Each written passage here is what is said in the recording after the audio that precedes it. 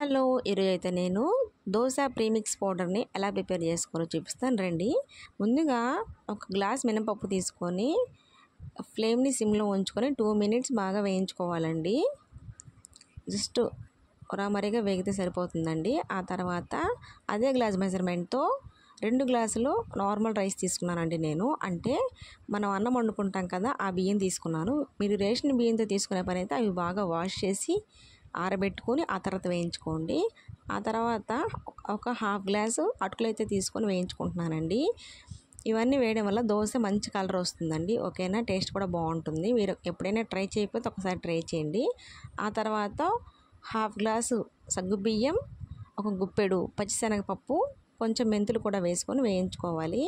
ఇవన్నీ బాగా ఆరిపోయిన తర్వాత మాత్రమే మనం పిండి అనేది పట్టుకోవాలి. నెక్స్ట్ పార్ట్లో బ్యాటర్ అనేది ఎలా ప్రిపేర్ చేసుకోవాలో చూపిస్తాను. వీడియో నచ్చితే లైక్ చేయండి, సబ్స్క్రైబ్.